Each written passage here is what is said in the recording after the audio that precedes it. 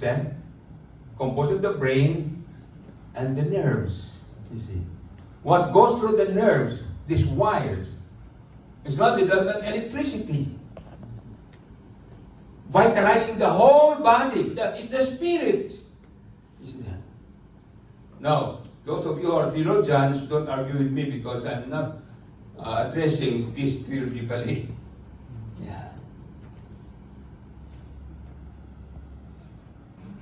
Yeah. Ellen White said that God endowed man with so great vital force that he has withstood the accumulation of disease brought upon the race in consequence of perverted habits, and has continued for 6,000 years. This fact itself is enough to evidence to us the strength and what kind of energy?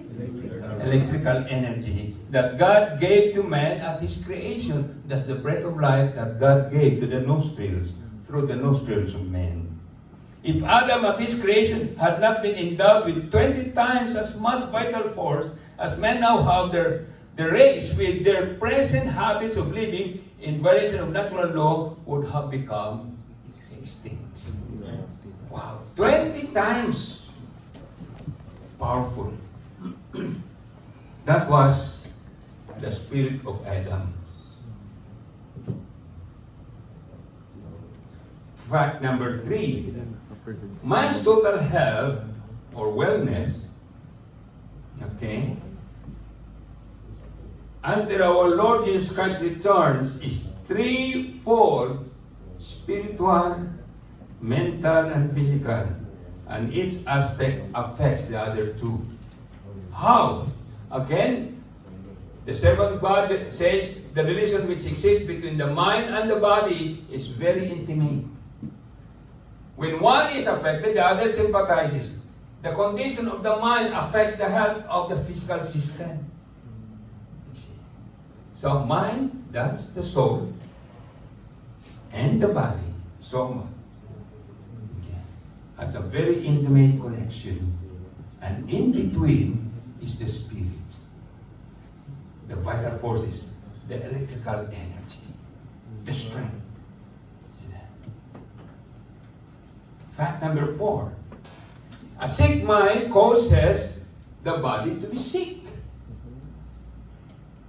And therefore, fellow workers, as we visit our patients, our clients who are sick, let's minister to them, not because only of the body that is sick, but that starts from here. Okay?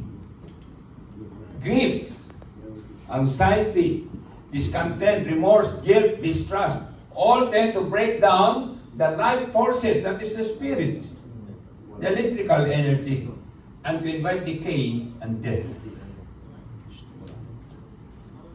Now, since I retired in 2011, I keep on teaching psychology, of course, in the graduate level to prepare or to train future psychologists and also guidance counselors.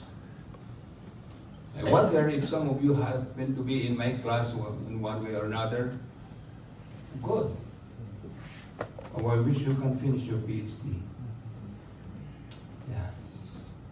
We need more psychologists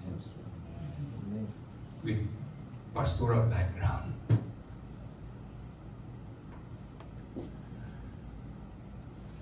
Were it not for my practice of psychology now, my pension would not be enough.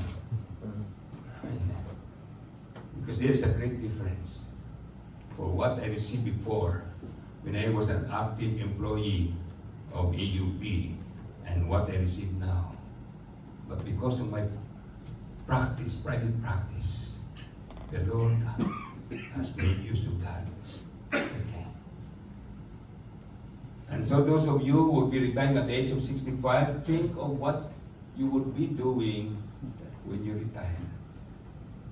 And while you are still strong, mentally, physically, and spiritually, come and enroll at EUP. Why online? Oh. Yeah. There is online now.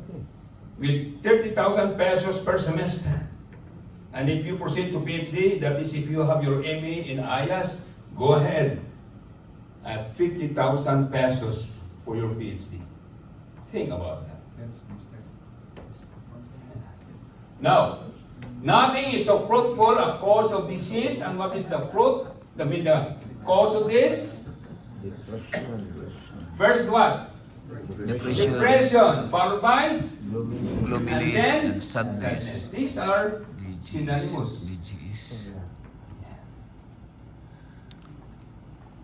A number of our students get depressed. Pastors get depressed too. In fact, one pastor in Las Piñas announced to the brethren one Sabbath while he was speaking, you know, brethren, next Sabbath you'll see me all dressed in white inside a coffin, and the brethren just laughed. But he was so depressed and he had a suicidal ideation, thinking that he was joking. The brethren just laughed. And true enough, that following Sabbath, he was there inside the coffin. Wow. Because of psychology. We get depressed. I got depressed too. Yeah. I was driving one time in Los Angeles. My family was here. And it's so difficult to live in a foreign country despite of the modern and the higher economic level. I was driving then. Besides the road was a ravine. I just would like to, I heard a voice to turn that steering wheel towards the left. And then